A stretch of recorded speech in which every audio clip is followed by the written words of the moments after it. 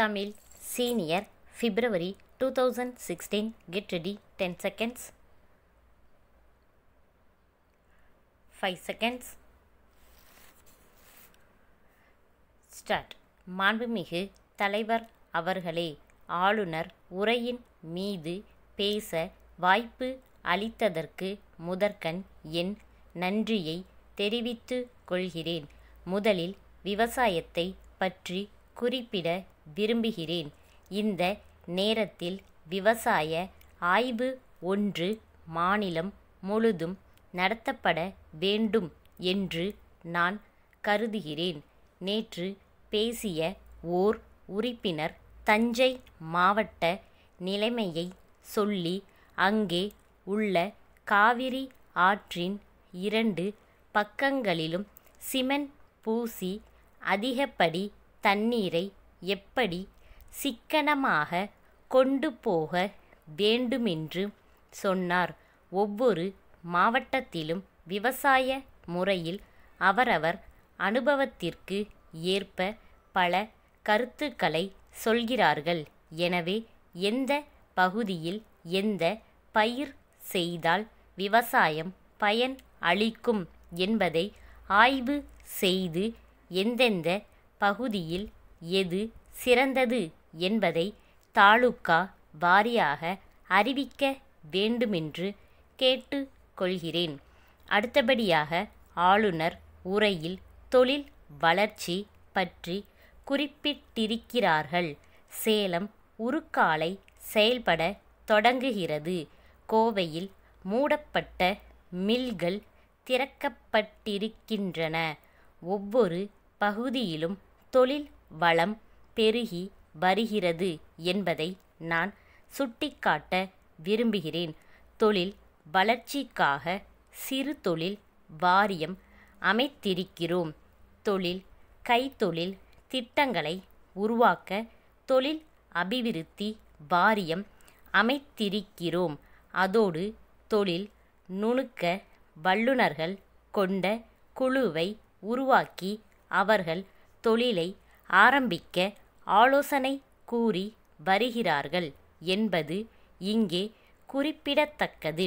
இதை அரசு இன்னும் விரைவுபடுத்தி நம் மாநிலம் முழுவதும் தொழில் மயமாக்க நடவடிக்கை எடுத்து கொண்டிருப்பதை நாம் மேலும் பாராட்டி ஊக்கப்படுத்தும்படி கேட்டுக் கொள்கிறேன். குறிப்பாக விவசாயிகள் வாழும் பகுதியில் கிராம தொழிலை அதிகப்படுத்தி விவசாய வேலை இல்லாத நேரத்தில் ஏறக்குறைய 7 மாதங்களுக்கு சிறு சிறு குடிசை தொழில் மாதிரி வீட்டிலேயே தொழில் செய்து சிறு சிறு கருவிகளை ஒட்டுமொத்தமாக ஒரு பகுதியில் சேர்த்து பெரிய கருவிகளாக மாற்றும் தொழிற்சாலைகளை நாம் அமைக்க வேண்டுமென்று கேட்டுக் கொள்கிறேன்.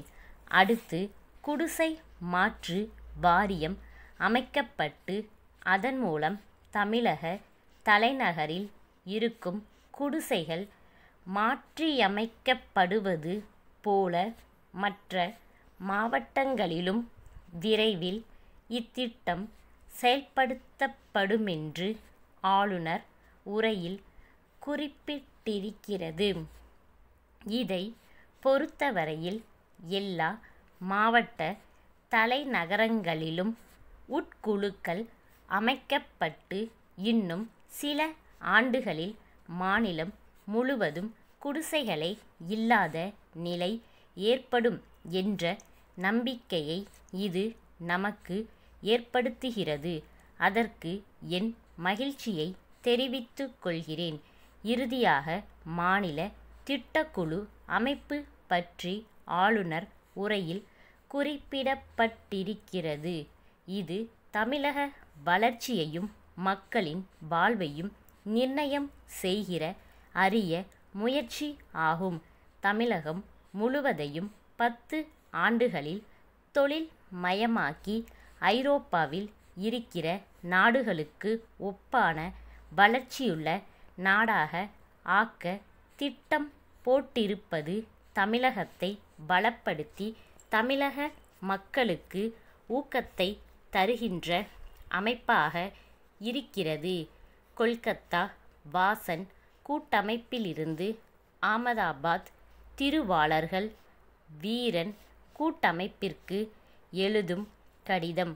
அன்புடையீர், தாங்கள் அனுப்பிய ஆப்பிள் பழங்கள் அடங்கிய பெட்டிகள் பாதிக்கப்பட்ட நிலையில் வந்து சேர்ந்தன.